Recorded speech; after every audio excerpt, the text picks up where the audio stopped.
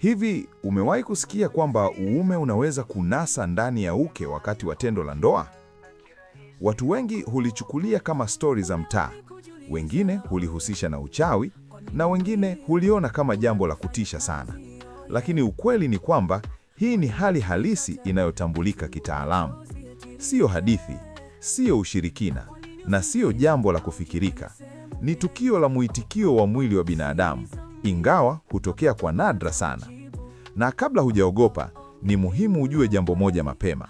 Hali hii mara nyingi si hatari, na kwa asilimia kubwa huisha yenyewe bila kuacha madhara makubwa.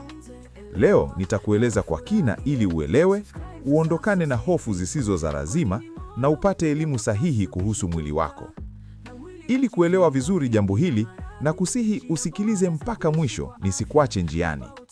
Karibu kwenye Siri za Mwili, mahali pekee tunakueleza mambo yanayotokea ndani na nje ya mwili wa binadamu ambayo wengi wetu hatuyafahamu. Hapa tunazungumza kwa lugha rahisi, kwa heshima na kwa misingi ya elimu ya afya. Kama ni mara yako ya kwanza kujiunga nasi, usiache kusubscribe, like, comment na share. Chaneli hii bado changa, na kwa kufanya hivyo unatusaidia kuwafikia watu wengi zaidi wenye kiu ya maarifa sahihi. Sasa turudi kwenye mada yetu kuu. Uume kunasa katika uke. Inaweza kuonekana kama jambo la kushangaza au la kuogofya, lakini ni kweli kwamba uume unaweza kunasa ndani ya uke wakati wa tendo la ndoa.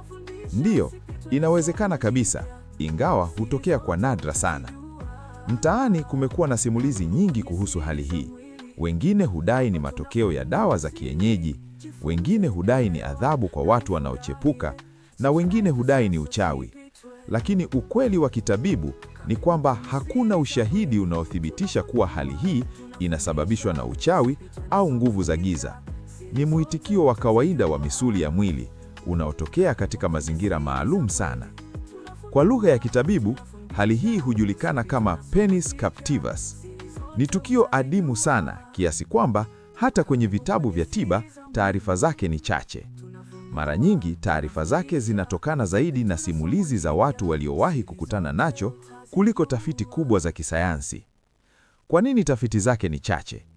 Ni kwa sababu mara nyingi wenzi hujinasua wenyewe, tukio huisha ndani ya muda mfupi, hawafiki hospitali na jambo hubaki kuwa siri yao binafsi. Ndiyo maana mambo haya yanaishia sana mtaani kuliko kwenye vituo vya afya.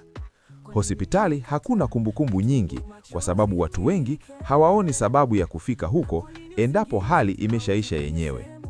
Sasa, kwa nini hali hii hutokea? Wakati wa tendo, uume hujaa damu na kusimama kwa nguvu. Uke una misuli yenye uwezo mkubwa wa kupanuka na pia kujikaza. Misuli hii hufanya kazi kulingana na msisimko wa mwili.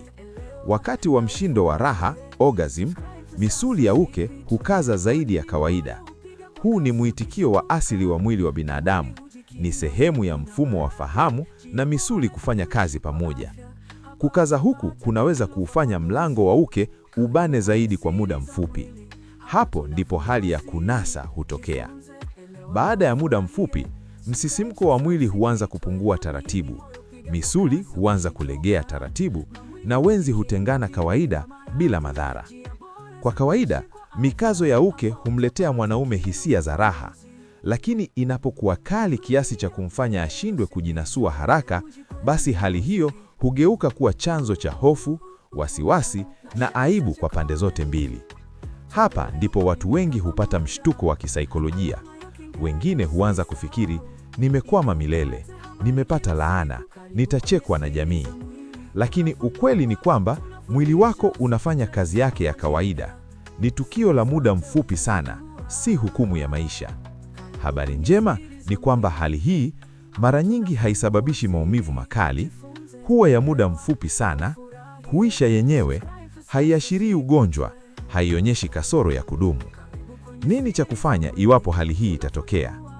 Usijaribu kujitoa kwa nguvu. Hii inaweza kusababisha majeraha kwa wote wawili. Usipanic, hofu huongeza mkazo wa misuli na kufanya hali idumu zaidi. Usikimbilie kutumia vilainishi. Tatizo si ukavu, bali ni mkazo wa misuli. Jambo muhimu zaidi ni kutulia. Pumua taratibu, tuliza mawazo na ruhusu mwili urudi katika hali yake ya kawaida. Kadiri mwili unavyotulia, ndivyo misuli inavyoachia taratibu. Ni muhimu kukumbuka kwamba penis captivus ni tukio adimu sana, si jambo la kila siku, si ishara ya uchawi, si adhabu.